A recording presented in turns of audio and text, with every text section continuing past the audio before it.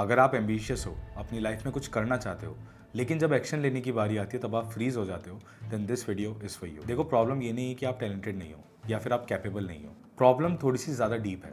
आज से 5000 साल पहले इस संसार के सबसे बड़े धनुर्धारी अर्जुन भी इसी प्रॉब्लम को फेस कर रहे थे। समय है महाभारत का और योद्धा अर्जुन रणभूमि में खड़े हैं। उनके हाथ में है उनका धनुष गांडीव और उनके रथ को चला रहे हैं खुद श्री कृष्ण। युद्ध बस शुरू होने ही वाला था, तभी अर्जुन श्री कृष्ण से कहते हैं कि हे माधव, मेरे रथ को रणभूमि के बीच में ले चलो। मैं देखना चाहता हूँ कि मेरे विपक्षी कौन है। मैं देखना चाहता हूँ कि मेरा सामना किन के साथ है। ये एक छोटी सी रिक्वेस्ट थी जो इस संसार के सबसे बड़े धनुर्धारी ने इस संसार के ईश्वर से करी थी। माधव रथ को रणभूमि के बीच में ले जाते हैं और अर्जुन देखते हैं कि उनके गुरु, उनके दोस्त, उनके भाई, उनके रिश्तेदार, जिनके साथ उन्होंने अपना बचपन बिताया, जिनसे उन्होंने चलना सीखा है, वो सब उनके सामने खड़े हैं। और तुरंत महायोद्धा अर्जुन के हाथ कांपने लगे। उन्हें एहसास हुआ कि अगर वो इस युद्ध को जीत भी जाते हैं तो उसका मतलब होगा कि उनके पूरे वंश का विनाश, ये जितने भी सामने खड़े हैं वो सब खत्म हो जाएंगे। और यही सोच के अर्जुन के हाथ से गांडीव छूटने लगा। वो कांपने लगे और रणभूमि के बीच में एकदम फ्रीज हो गए। एक्शन लेने से डरने लगे, जैसे कि आप। अब क्या अर्जुन को लड़ना नहीं आता था? बिल्कुल आता था। इस संसार के सबसे बड़े धनुर्धारी थे वो। महागुरु द्रोणाचार्य ने खुद उन्हें धनुर्विद्या का ज्ञान दिया था। तो क्या उन्हें स्ट्रेटेजी नहीं पता थी? बिल्कुल पता थी। इस संसार के ईश्वर खुद श्री कृष्ण उनके रथ पे विराजमान थे। तो फिर प्रॉब्लम क्या थी? प्रॉब्लम था उनका इमोशनल बैरियर। वो डर रहे थे क्योंकि वो उस युद्ध के अंजाम के बारे में सोच रहे थे। वो सोच रहे थे कि अगर मैं जीत गया तो क्या होगा, अगर मैं हार गया तो क्या होगा। वो सोच रहे थे कि मैं अपने हाथों से अपने कुल का विनाश कैसे करूं। और वो ये भी सोच रहे थे कि क्या युद्ध ही समाधान है, क्या और कुछ नहीं हो सकता। सवाल सवाल और सिर्फ सवाल। हमारे साथ भी तो ऐसे ही होता है ना।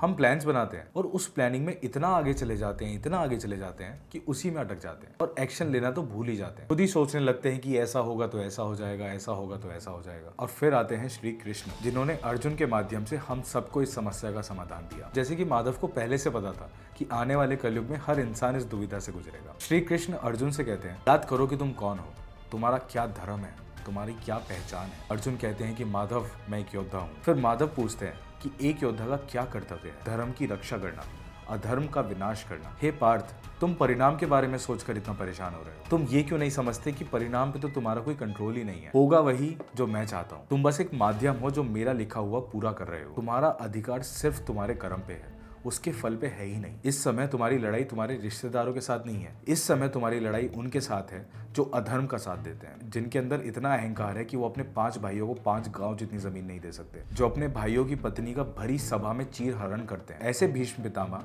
जो इतना अधर्म देखने के बाद भी एकदम चुप रहते हैं, कुछ नहीं बोलते। तुम्हारी लड़ाई तुम्हारे रिश्तेदारों के खिलाफ नहीं बल्कि अधर्म के खिलाफ है। श्री कृष्ण ने अर्जुन को मोटिवेट नहीं करा बल्कि उन्हें अपने इमोशंस को कंट्रोल करना सिखाया और उसी वजह से वो युद्ध को जीत गए। आजकल बड़ा ट्रेंड है ओवरथिंकिंग का और लोग बहुत प्राउडली बताते हैं कि I overthink a lot, my favourite pastime is to overthink. सोचो, ओवरथिंकिंग क्या है? किसी एक सिचुएशन को पकड़ना और उस पर कोई एक्शन लिए बिना अपने ही दिमाग में 1000 सिनेरियोस को बना लेना और फिर उसमें अटक जाना। 0% वर्क डन और 100% परेशानी। देखो, तुम्हें हर चीज को ज्यादा सोचने की जरूरत नहीं है। सोच के तुम सिर्फ अपना दिमाग ही खराब कर रहे हो। इंस्टेड तुम्हें ये समझना है कि तुम कौन हो, ये सिचुएशन क्या है और इस सिचुएशन में तुम्हारा क्या रोल होना चाहिए। जैसे अगर आप एक स्टूडेंट हो तो आपका काम है सिर्फ और सिर्फ पढ़ाई करना। अगर आप एक बिजनेस ओनर हो तो आपका काम है अपने बिजनेस को ग्रो करना, अपने कस्टमर और अपने स्टाफ का ध्यान रखना। That is your Karma and that is your धर्म। इमोशंस को बीच में लाओगे, लालच, जेलसी, लस्ट, तो फिर इसी लूप में फिर से अटक जाओगे। तो बस मेरे दोस्त, काम पे ध्यान दो। सीढ़ी के नीचे खड़े होकर मत सोचो कि ऊपर क्या होगा, बल्कि काम करो पहली सीढ़ी चढ़ने पे, पहला एक्शन लेने पे। तुम्हें ये सोचने की जरूरत नहीं है कि तुम आखिरी सीढ़ी कैसे चढ़ोगे। तुम्हें बस ये सोचना है कि जो तुम्हारे सामने अगला स्टेप है तुम उसको कैसे कर सकते हो। That's it. और अगर सुबह उठ के जिम जाना है और बेड से उठते ही अगर तुम सोचोगे आज मैं लेग्स मारूंगा, मैं ये करूंगा, मैं वो करूंगा, तो तुम उसी सोच में फंस जाओगे। इंस्टेड फोकस करो बस बेड से उठने पे, बस जाके ब्रश करने पे, बस जाके फ्रेश होने पे। ऐसा करके जैसे जैसे आप एक्शन लेने लगोगे आपके दिमाग में जितने भी डाउट्स हैं वो खुद ही सॉल्व होने लगेंगे। Anyway, I hope you got something out of this video and I am very happy that you stayed till the end. और मैं आपसे मिलता हूं अगली वीडियो में with another lesson from our Hindu mythology. Subscribe.